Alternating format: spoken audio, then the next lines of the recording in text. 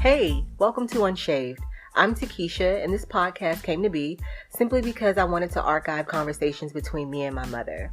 And because we talked about pursuing a creative project together for a long time now, I just figured starting a podcast would kind of fit the bill for both.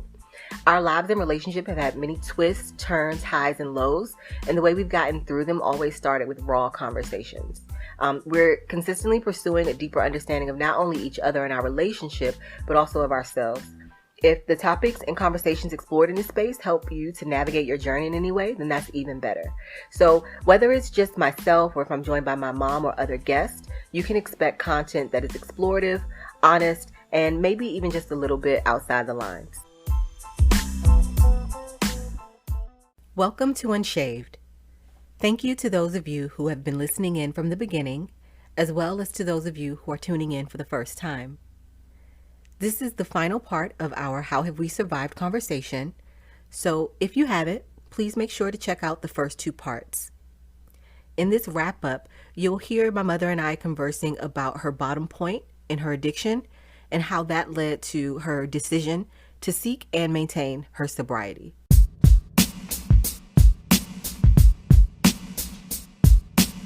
Hey, Mommy.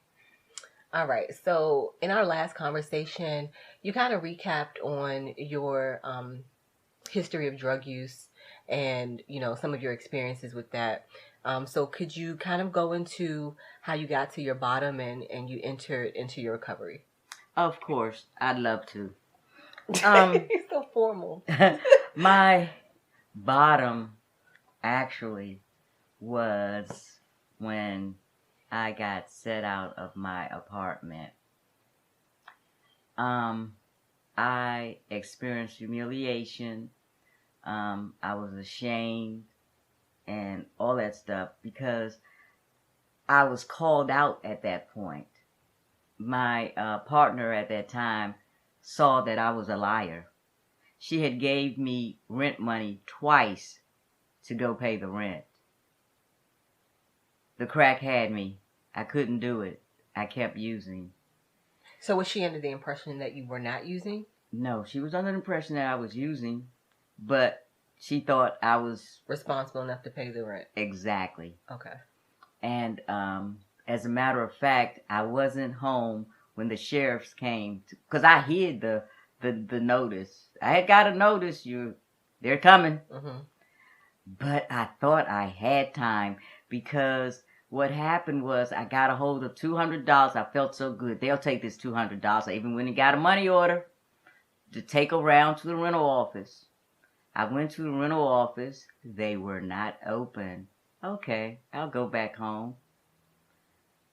See what's happening. And I'm going to go cash this money order in. Before I got to the apartment, people was coming to me. Margie, your girl in the ambulance, and they're setting your stuff out on the street. I'm like, oh my God, what? Yeah, so what happened was I got in the ambulance though? What? Yes, because she passed out when they came. They knocked on the door, right, and opened the door, and they was like, you got to get out, you're getting evicted. And she was like taken aback. What? The rent is paid. What are you talking about? Mm-hmm. She fainted. Mm-hmm. So they had to call the ambulance, you know. And so what happened was, of course, she had some money. We got a U-Haul. People helped us put it on the truck. I took it to storage, and I wanted to get a motel close to where she worked, and that's what we did. We got a motel close to where she worked.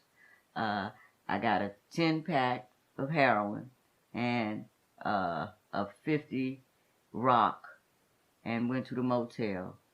And I was so broken, ashamed, hurt. How did I get here? How did I get here? She doesn't deserve this. Anywho, So because of all of the years of your using, which was a lot of years, you never gotten to this point of shame or embarrassment. Exactly. You weren't outed in this kind of way. Never. And I really cared a lot about her. And I cared about how she saw me. And even though she knew I was using, she didn't never know just how bad. Like I hid some things from you, I hid it even more from her. But so once that happened, I told her to find somewhere to go, and she did. And it was the summertime. I'm pretty good in the summertime, you know that. So I ended up on the streets. As a matter of fact, over here on Potomac Avenue, a lot of tents under a bridge. People was living in tents. So was I.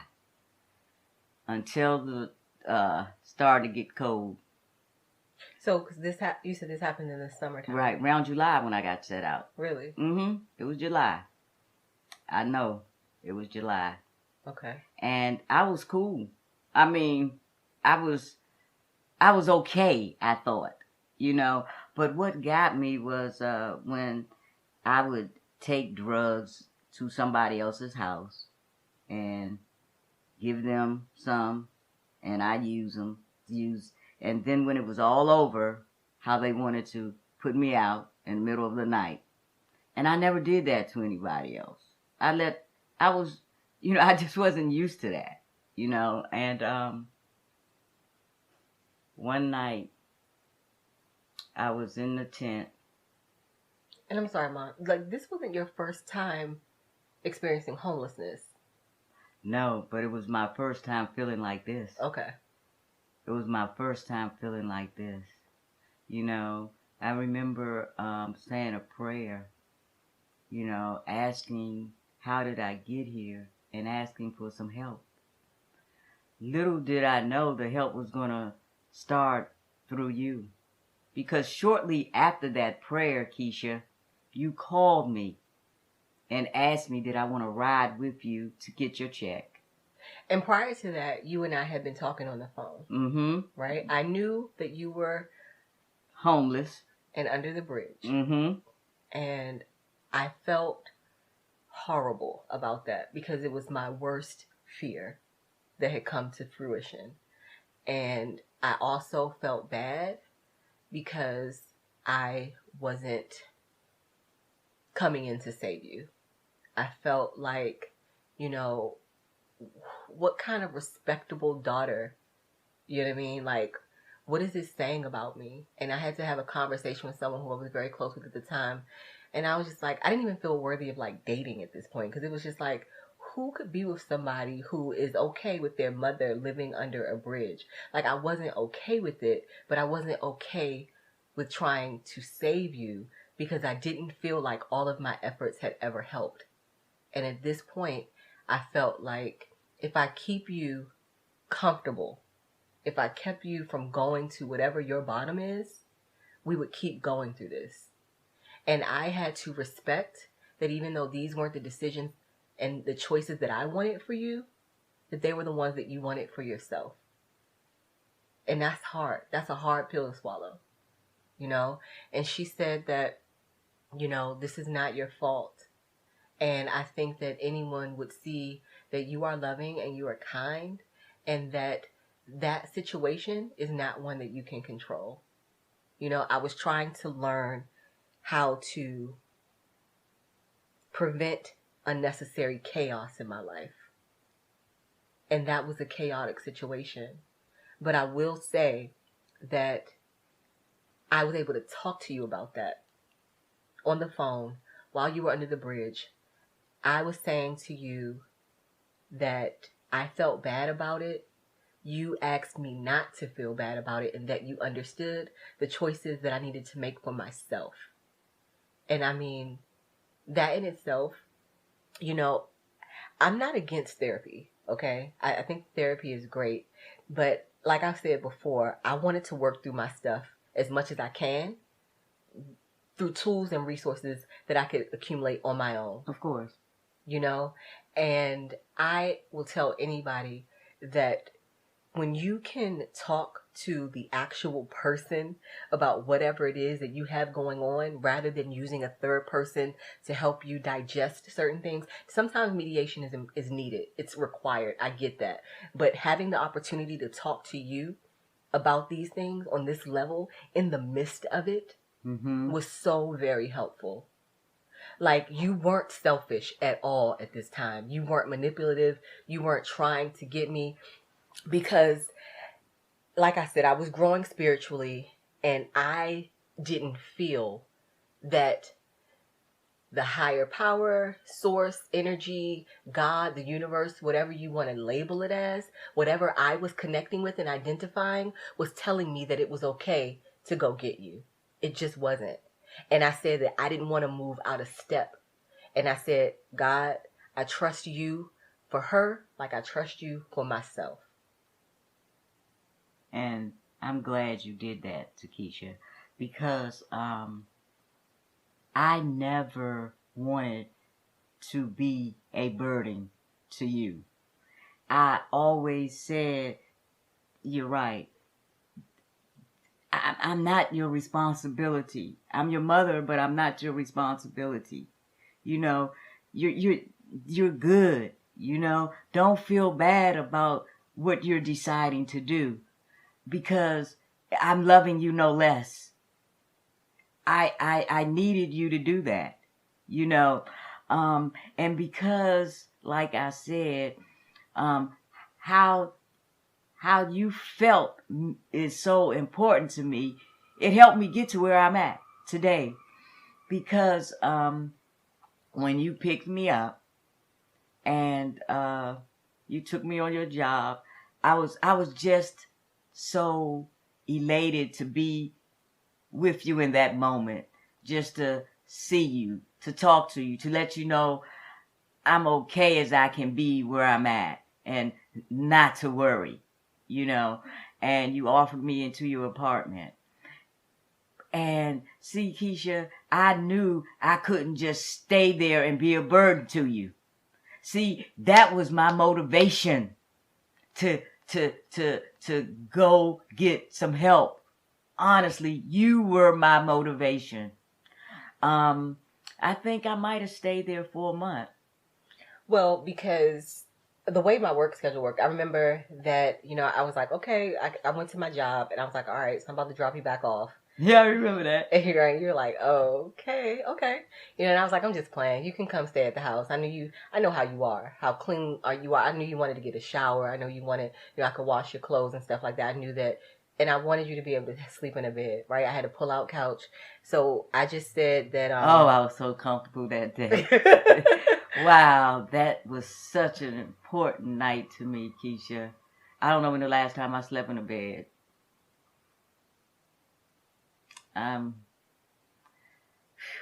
Boy, I was so ashamed of who I was, and I didn't even feel worthy of the way you were treating me with such love. But it meant so much to me. It did. I knew I had to operate differently, and I wanted to. But initially, you were the reason. So when I picked you up and you came over that day, it wasn't the intention that you were staying for the month. That wasn't how it worked out, right? It was more so that, you know, because of my work schedule, I think I worked 3 days of the week. And then, like, I was home. So what happened was, I think it was close to the holidays. Right? Yeah, Thanksgiving. Okay. So I was like, okay, Ma. I said, you know what? Instead of the night, like, you can just stay until I have to go back to work, right? That was what it was. It's like, you can relax and stay until I have to go back to work. And then that time came, and things were going well, right? I hadn't had this intention of how long you would or would not stay. I knew that, like, I didn't think you were moving in with me, okay? Like, that wasn't what I was seeing. But I just know that I had that release where I felt that it was okay. like I wasn't being disobedient to my higher power, to God and the universe for me, right? When I was in alignment with what I felt to be correct. It was like hearing, yes, this is okay. Like I needed that before I could step in, because otherwise I would just mess things up. Right. And so I remember being like, okay, Mom, no, you said, I think family was having Thanksgiving dinner. Yes. And you said, do you think that it will be okay if I can stay till Thanksgiving? Right. And I was like, I mean, that's like what, next week or something? I was like, it's not that big of a deal. Okay, cool. I said, these are the rules. I set the boundaries up, because I wasn't going to be there, right? Not to say that I didn't trust you or anything like that, but I had to set an expectation so you would know that if these lines are crossed, then you're not going to be able to stay here. I told you what those things were. You agreed. We were cool. And then that came and passed. But soon after that, you told me, you came back in the house or something like that, talking about like, you put your name on a list. You put... Yeah. I went to APRA. I remember that name now that you said it. And they couldn't take me that day. And what is APRA exactly? Okay, APRA is where you go.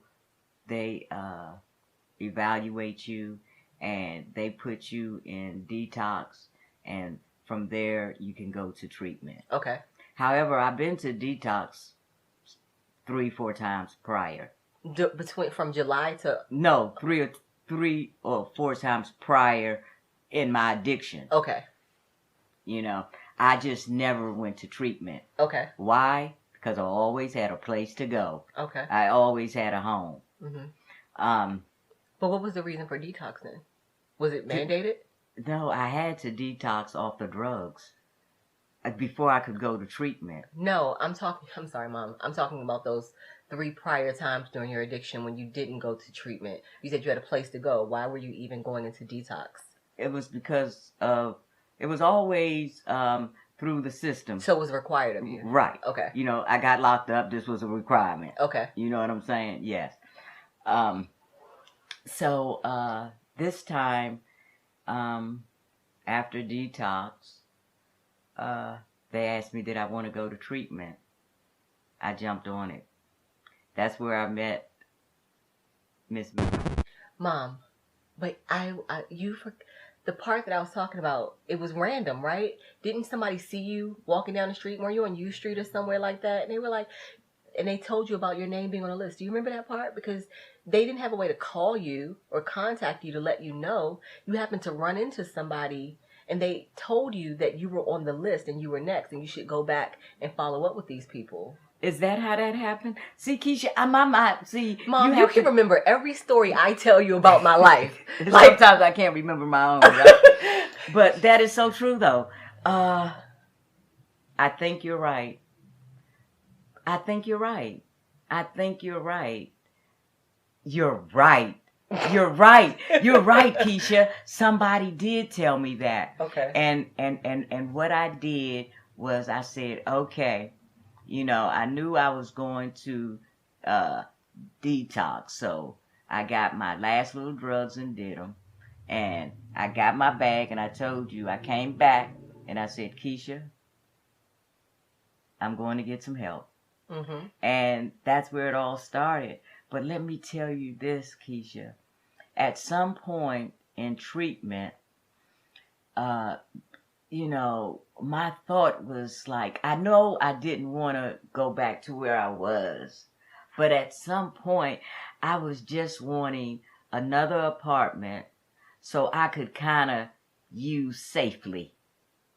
You know, the idea of not using hadn't just left me. Okay. You know, it hadn't.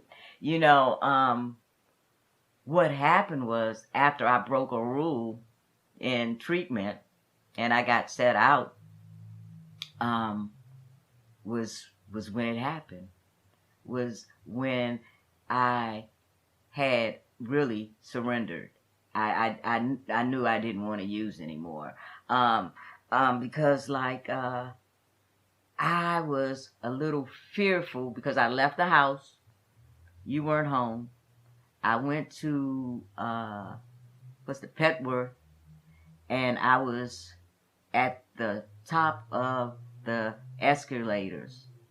And I remembered in treatment, if you don't have a destination, don't go anywhere. Don't do anything. Call someone. And I called this girl that was in a higher phase that graduated from the treatment program. And she said, stay there. And she took me to a meeting. And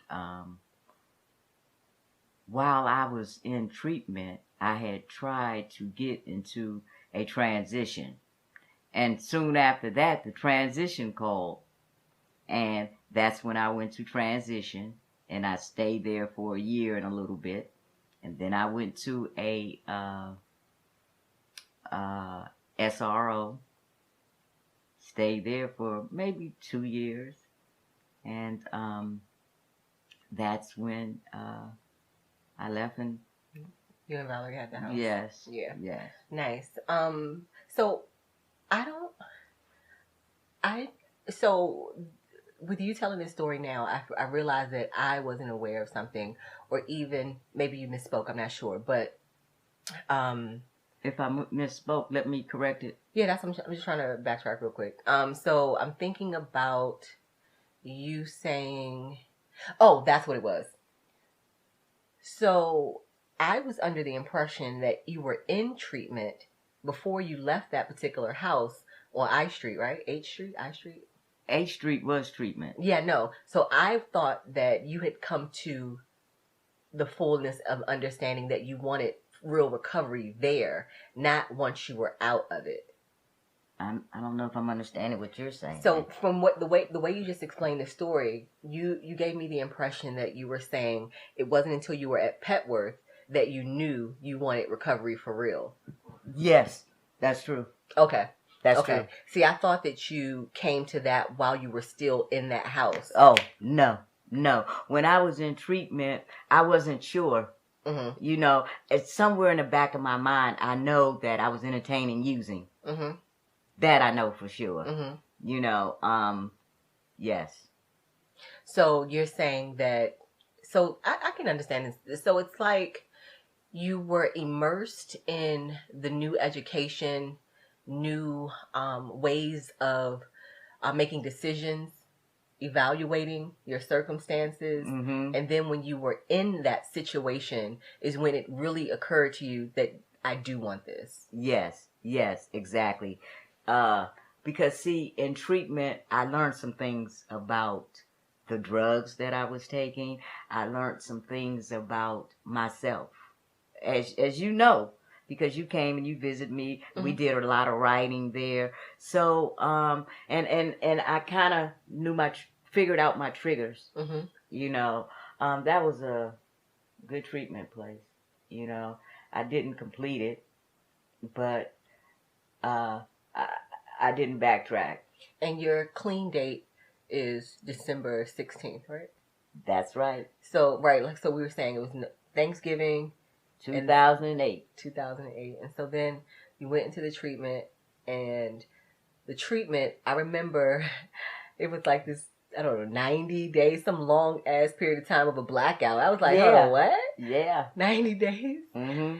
So you couldn't talk to people. Right. You only were in that house, and you all would go out in groups or something like that, right? You didn't have many privileges, so to speak. Right.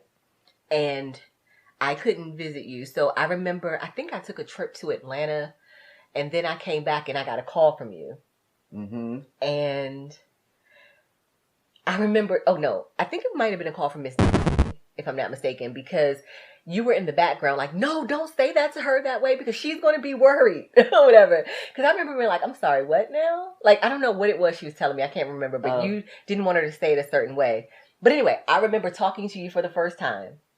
And I said, wow, you sound different. And I remember after our conversation, I ran upstairs to Miss B. I said, Miss B, my daughter said I sound different. I sound different. You know, I don't know, Keisha. You know, she was like, yes, you do sound different. She can see it. I mean, she can hear it, you know, and I thought it was something that you had to see. Well, you know, even when I would call you, I could tell when you drank that day and when you didn't. I was like, oh, you ain't had nothing to drink today? You like, how do you know? I was like, I mean, you my mother. I hear you. I can. Yeah, I do. I remember. Exactly. So, but yeah, Ma, I'm very happy for you and very proud of, you know, the progress that you've made, and, you know, you've seen through, you know, the steps, you stayed committed, and not only that, like, you stood out, you helped other people, you've been so consistent, you know what I mean, gaining awards from whether you were in treatment and so on, all those wonderful things. You know, I remember, you know, I think you had a surgery, and then you had to learn how to make these decisions, like, do I take medicines? If I don't take medicines, Yeah. you had to navigate all this new terrain as to, you know, what's needed for me to manage my pain. You were clear that you didn't want to be dependent on something, but you're also reasonable in like, but I know what I'm going to need. Yeah. I don't want to have more than what I need. Right. You know, and I saw you navigating these things, and even decisions like when it was time for you to make a decision that may have, you know, that caused you to skip a few steps, you know, but here you are 12 years later, right? Yes. Still going December strong. the 16th. This made 12 years. Yeah. That's amazing. How does it feel? You know, my first 5 years felt like, wow, you know, awesome. And I'm not saying it still doesn't feel like that, but more so it's like I'm just doing what I was supposed to be doing all along. You know, I don't feel so much that I need a celebration outside of myself, because every December the 16th, trust me, I'm going to be celebrating, but it will more so be inward. You know, I don't need pets on my back for doing the right thing. You know, I'm just so grateful. Yeah. You know, because when I was using, I never saw this day. Oh my God. Yeah. I never saw this day. And now, you know, there's so many different things that people can be addicted to. So many things that feel like an entrapment that you don't have the power to get out of. You know, yours just happen to be these choice drugs, you know? But like I said, your resilience is something that will always stick out to me. You've gone back and you've gotten your bachelor's degree.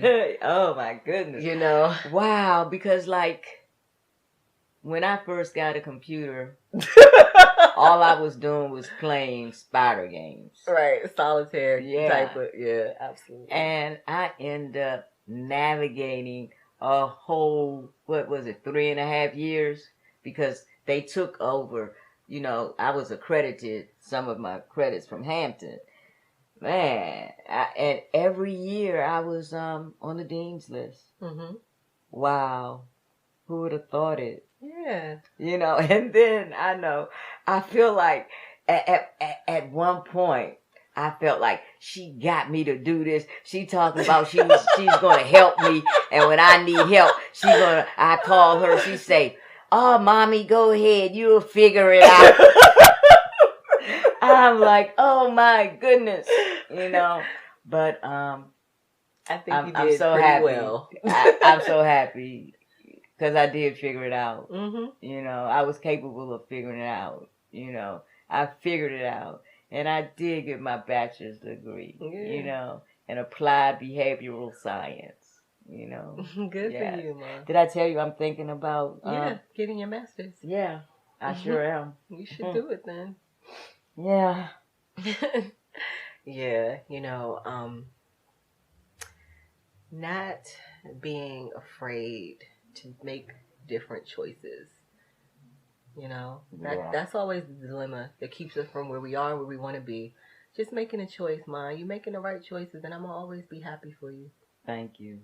But you know what's even more significant is that I'm happy. Mm-hmm. You know, I'm feeling good about myself.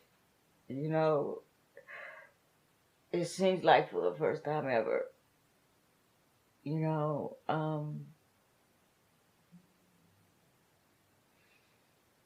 you just operate differently when you care about yourself, when you love yourself. That's the word. It's the truth. Self-love is so important. It is. Self-love, understanding your value, your worth, it predicates every decision that you make. You know, and you set boundaries. You know, you take pride in what you do for yourself. You respect your journey, and it also allows you to respect Everybody other else's journey. Correct. Absolutely. Self-love. I think we can end there. Good job, Ma. I love you. Love you too.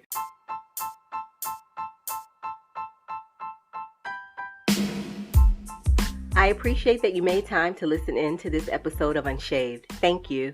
If you have questions, comments, or suggestions for topics to explore, please email unshaved.podcast@gmail.com.